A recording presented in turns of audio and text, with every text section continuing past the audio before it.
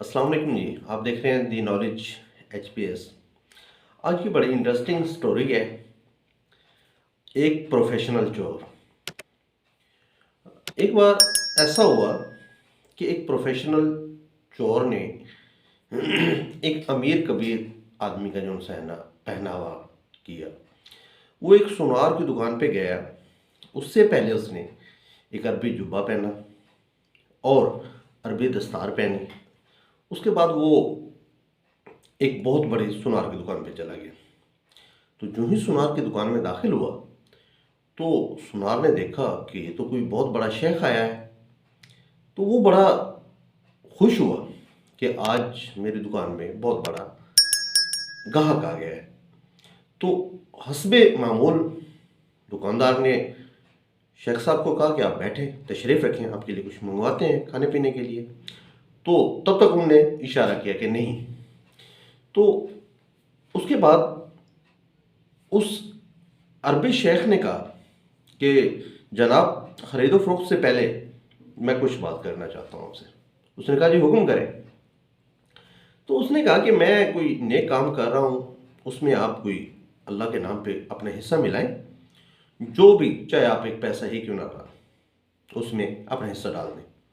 तो हस्बे तौफीक उस दुकानदार ने कुछ रकम उस शेख को दी। जैसे ही वो रकम शेख को देता है तो एक लड़की दुकान में एंटर होती है। वो देख के कि शेख साहब आप यहाँ, शेख साहब के हाथ चूमने लग जाती है। दुकानदार इससे और भी ज़्यादा इम्प्रेस होता है। वो सोचता है कि पता नहीं कौन है। उसने कहा कि आपको पता नहीं है कि ये फलां इलाका के फलां जगह के इतने बड़े शेख हैं और ये कैसे तशरीफ़ ले आए आपकी दुकान के ऊपर। तो आपकी खुशकिस्मती है। दुकानदार इससे और भी ज़्यादा महसूस हुआ।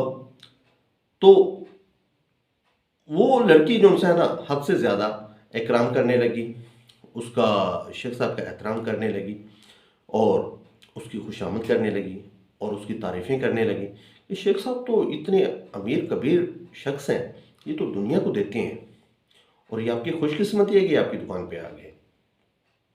दुकानदार ने जब ये देखा तो वो और ज़्यादा खुश हुआ। वो लड़की जो शेख साहब की साथी थी, तो उसने कहा कि जनाबे वाला, मैं अर्ज़ करती हूँ कि वो रुमाल आप मुझे दें। आपके पास जो रुमाल है मुझे बतौर तोहफा दें। तो ये बात महसूस करने के लिए दुकानदार ने भी अर्ज़ की कि शेख साहब अगर हो सके तो वो कीमती रुमाल अब मुझे भी दे दें।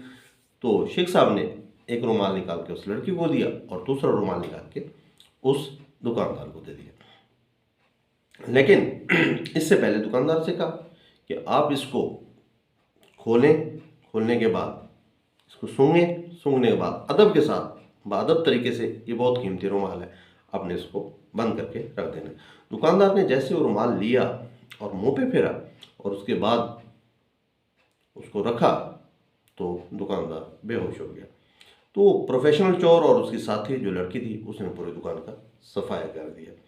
सफाया करने के बाद जब दुकानदार को होश आया तो वो लुट चुका था। उसकी सारी दौलत, उसकी सारी कमाई सारी ख़त्म हो चुकी थी। फिर काफ़ी अरसा गुजर गया, उस चोर का कोई पता न चला। काफ़ी अरसा के बाद उसने फिर, सुनार ने अपनी मेहनत की, मेहनत के बलबूते पे जो है वो दोबारा से अपनी दुकान बनाई।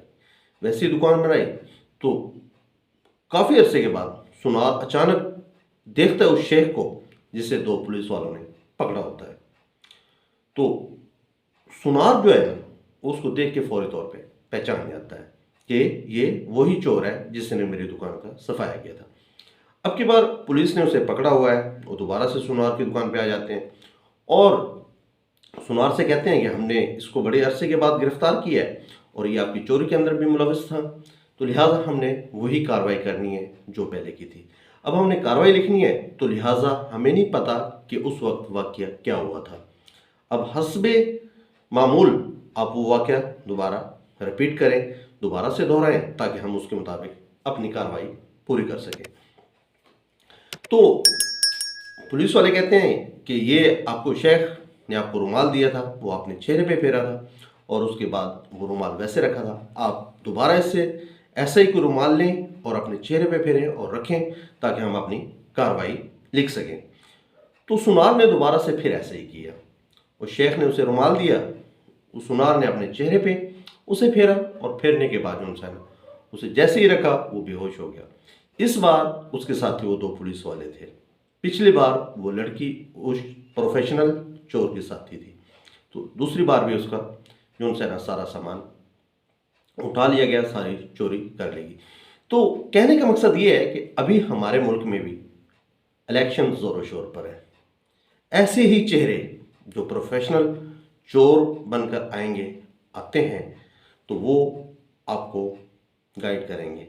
और होता ऐसे ही है कि हमारे मुल्क में भी चोर बनते हैं, ख़जाना लूटते हैं, जब उन्हें हुक्मरानी मिल जाती है तो वो ख़जाना लूट के वापस चले जाते हैं। तो इस बार कोशिश कीजिएगा कि सोच समझकर अपने कैंडिडेट का सिलेक्शन करें, ताकि दोबारा हमारे भी मुल्क को कोई बार बार नुकसान ना पहुंचा सके। ये मेरा और आपका फ़र्ज़ बनता है। हमेशा सिलेक्शन उसी की करें जो आपको और आपके मुल्क को आगे ले जा सकता हो। अगर मेरी ये वीडियो अच्छी लगे तो आप हमारे चैनल को सब्सक्राइब करें, लाइक करें और इसे शेयर भी करें। बहुत शुक्रिया।